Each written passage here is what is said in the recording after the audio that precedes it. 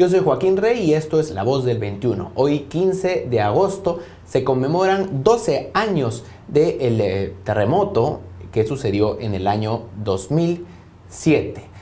Para hablar sobre este evento en particular y sobre cuán vulnerables somos hoy ante un evento de esta naturaleza, hemos invitado el día de hoy al señor Hernando Tavera. Él es presidente ejecutivo del Instituto Geofísico del Perú. Señor Tavera, ¿cómo está? Muy buenas tardes. Buenas tardes. Quisiera, si pudiéramos, Tony, poner la portada de Perú 21 al día siguiente del evento sísmico. Ahí está. Dice: devastador terremoto deja más de 500 muertos, 2.000 heridos y 85.000 damnificados. Esto es la portada de nuestro diario hace nada menos que 12 años. Y quisiera preguntarle, en primera instancia, señor Tavera, ¿cuán vulnerables somos hoy día respecto de ese año 2007, más o menos? Yo creo que el terremoto del 2007 nos ha dejado lecciones muy claras. Y una de ellas es que los terremotos siguen siendo los mismos, no cambian. Lo que cambia es cómo las ciudades han venido creciendo a través del tiempo. Si ahora vamos a Pisco, que fue la localidad más afectada, nos vamos a dar cuenta que las viviendas que colapsaron han sido construidas en las mismas condiciones, con las mismas características. Y lo que es más crítico son los mismos suelos. Es decir, no hemos aprendido de esas lecciones, ni tampoco el resto del país lo ha hecho. Seguimos construyendo ciudades en alto riesgo, seguimos construyendo ciudades a ser presa fácil de cualquier evento sísmico que pueda ocurrir, ¿no? Entonces aquí, y la idea equivocada de la población es el hecho de que piensan que el terremoto, cuanto más grande es o más pequeño es, les va a afectar de diferente modo, y eso no es cierto. La vulnerabilidad está radicalmente o más ubicada en la calidad de las construcciones, y eso lleva por delante el nivel de cultura de la población. O sea, la construcción informal sin adecuadas estructuras, ¿podríamos decir que es en Perú la principal causa de muertes? No solamente en el Perú, en muchos países de América Latina y quizás también en muchos del mundo, ¿no? La construcción informal es la que de alguna manera controla o nos da las cifras de cuán vulnerable es una determinada ciudad, ¿no? Y sin ir muy lejos, Pisco, pues miremos Lima o miremos Chimbote, cualquier otra ciudades, siempre tenemos el mismo patrón. Gran cantidad de viviendas que están siendo construidas en la ribera de los ríos, en las zonas de playa, en la ladera de los cerros, ¿no? Donde prácticamente los suelos son muy inestables, y cualquier tipo de construcción que hagamos, sea o con sismo o no sea sismo, el edificio se va hundiendo, va cediendo por la carga que está ejerciendo, ¿no? Y eso muestra la falta de ayuda técnica durante la construcción. ¿Cuáles son las zonas más vulnerables o de mayor riesgo donde no deberían ubicarse viviendas? Mire, cualquier ciudad, lo primero que tenemos que hacer es pensar en la calidad de los suelos. ¿Dónde tenemos los suelos blandos? ¿Dónde tenemos los suelos más compactos o más duros? De una manera más sencilla. Más blando es mayor riesgo. Mayor riesgo porque las ondas se amplifican con mayor facilidad y puede ocurrir el fenómeno que se llama licuación de suelos. Cuando dice amplifica, ¿qué quiere decir? Las ondas sísmicas se amplifican porque el suelo es tan blando que las ondas fácilmente pueden tener, exactamente, tener una especie de resonancia y se amplifican. En suelos duros no ocurre eso, simplemente la onda se propaga e incluso si es muy, muy duro el suelo, hasta puede atenuar la intensidad de la onda. Ese es un primer factor a considerar. El otro factor es la calidad de las construcciones que uno tiene que hacer en una determinada zona, ¿no? Y el material que estoy utilizando. Cuanto más ayuda técnica tengamos, vamos a tener mejor resultado de la construcción que vayamos a realizar. Porque cualquier ingeniero o arquitecto siempre nos va a decir, no hay suelo malo, solo hay que saber cómo construir en cada tipo de suelo, ¿no? Y el otro factor también es la manera como estamos aprovechando el suelo sobre el cual construimos. La ladera de los cerros en este momento está ocurriendo en todo el país, están siendo invadidas con viviendas que simplemente se levantan sobre pirca de piedras, ¿no? Generando una inestabilidad total a todas estas viviendas. En el caso de la ciudad de Lima, ¿podríamos hablar de algunas zonas que tienen una menor calidad de suelo que otras? Básicamente toda la zona costera, podemos empezar por la zona de Lurín, por ejemplo, o Villa El Salvador, que son suelos completamente arenosos. En Villa El Salvador la bandera es lomo de corvina, Es un cerro de arena, es una antigua duna sobre el cual se han levantado pues todo un complejos habitacionales. No, por la zona costera un poco más al norte tenemos Ventanilla, en una parte del Callao, que son suelos que además de tener arena, tienen presencia de agua.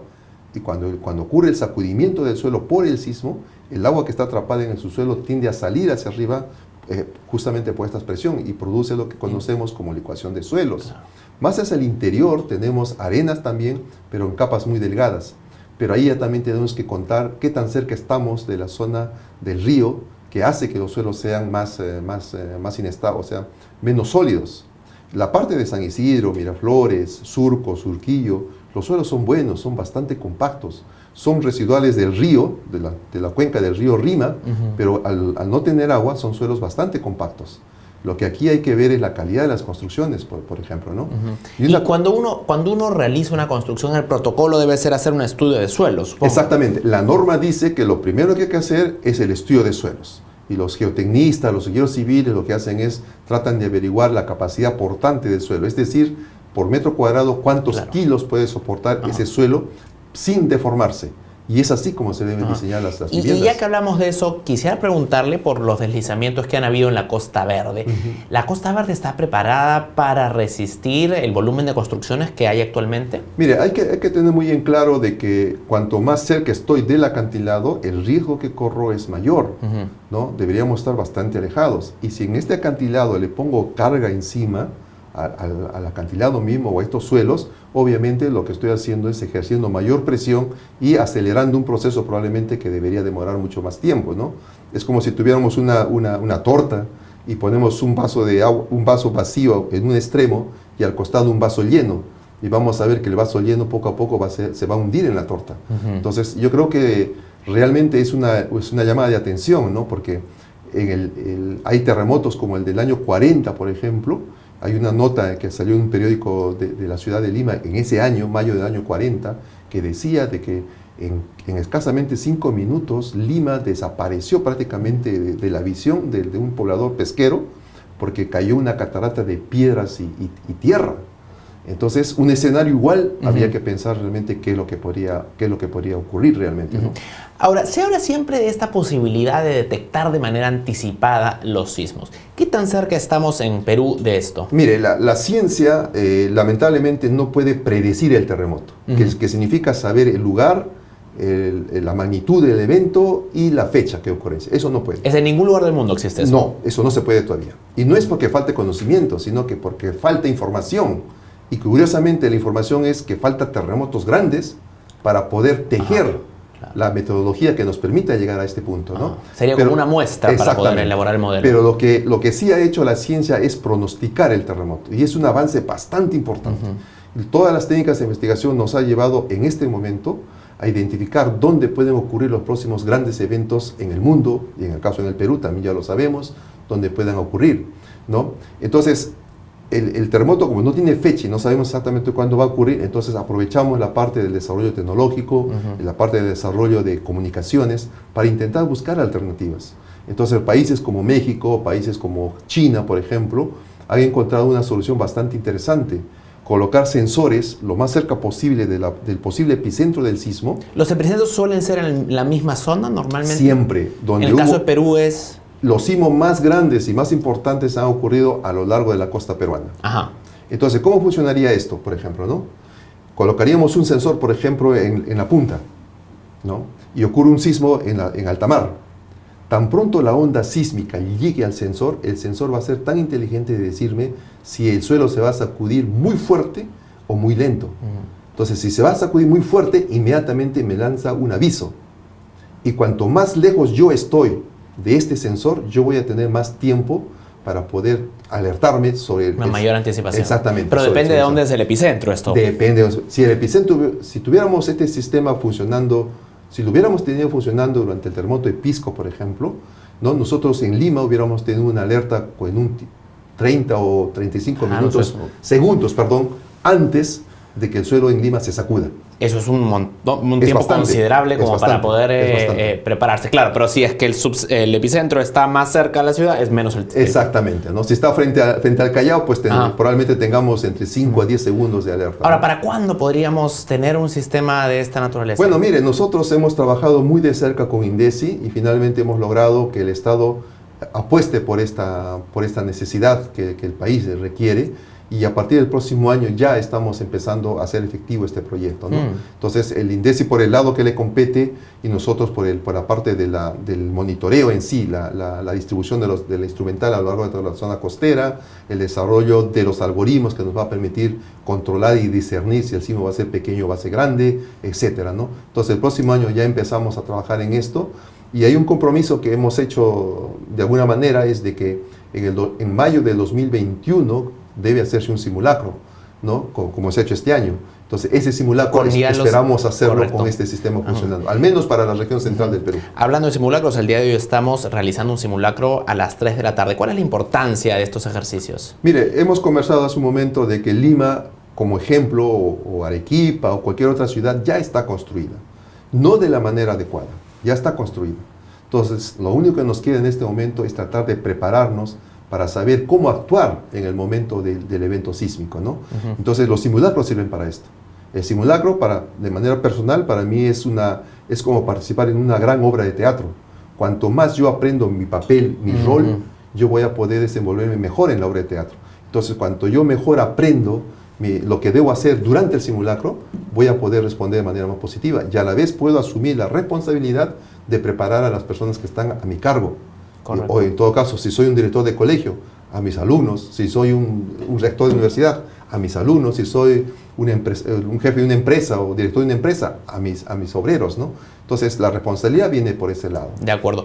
Aprovechando su presencia, quisiera preguntarle también por otro tema que tiene que ver con el volcán Ubinas, en Moquegua, que está, entiendo, en un proceso eruptivo. Y quisiera preguntarle, muchos no entendemos cómo es esto un proceso eruptivo, porque muchos pensamos que la erupción es un momento, pero no es así necesariamente, me comentaba. No. El volcán Ubinas es el volcán más activo que tenemos en el país. Y los procesos eruptivos recientes que hemos podido hacer el seguimiento, uno de ellos empezó en el 2013, terminó 2015 más o menos. O sea, estamos hablando de 2 años de proceso eruptivo. Sí, y empezó el otro más o menos hasta 2017, por ahí más o menos. O sea, son procesos eruptivos que duran 2 o 3 años, ¿no? Porque el volcán en sí, en su interior acumula tanta energía, tanto incremento de temperatura que tiene que liberarse de una u otra forma, ¿no? Entonces, lo bueno del volcán Ubinas es que es un volcán que tiene el cráter abierto. Entonces, simplemente vamos a poder tener fumarolas de diferentes alturas que van a generar... Es un cráter abierto, a diferencia del Misti, a diferencia del Sabancaya, que también en este momento está activo, ¿no? Que ellos sí pueden tener erupciones explosivas, ¿no? Tenemos algunas imágenes ahí del IGP sobre el volcán Ubinas. Esto lo que vemos ahí es una columna de humo. ¿Hasta qué altura?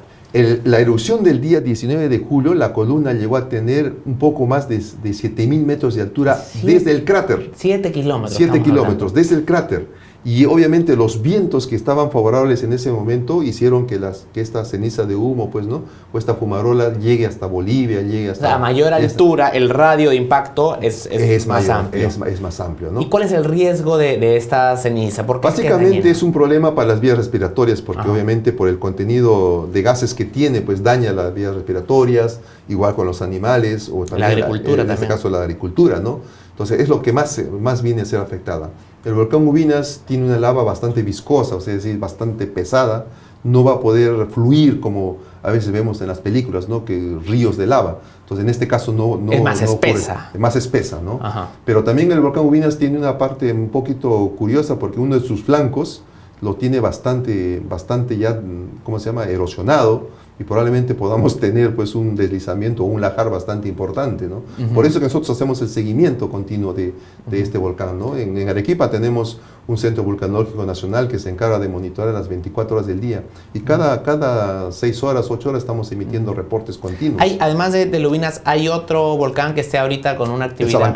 El Sabancaya hace 2 días ha incrementado su actividad interna, o sea, mayor cantidad de sismos que nos dicen que la roca del conducto se está fracturando, y mayor cantidad de lo que nosotros llamamos señales LP, que nos dicen de que el magma se está moviendo con mayor velocidad. Y eso ha dado presencia de fumarolas que han salido estos días, ¿no? Y ahora nosotros estamos alertando que probablemente pues, se pueda desarrollar en algún momento una explosión un poco mayor, ¿no? Y básicamente en este caso la población del Cañón del Colca sería la que estaría más afectada, ¿no? Justamente porque los vientos en estas zonas pues soplan para el este o para el sureste, ¿no? El principal riesgo está relacionado con la ceniza. Esto, digamos, de que la lava baje, es algo que en la práctica es difícil que suceda. Sí, es por la calidad y por las características de nuestros volcanes. De acuerdo. Señor Tavera, yo le agradezco mucho por su tiempo, ha sido muy interesante, y retiramos a la gente además la importancia de participar hoy en el simulacro. Gracias por la invitación. Muchas gracias. Hernando Tavera, presidente ejecutivo del Instituto Geofísico del Perú. Ya saben, es muy importante que participemos el día de hoy en el Simulacro Nacional de Sismo para estar más preparados ante eventos de esta naturaleza. Sigan atentos a la programación de Perú 21 Televisión. Con permiso.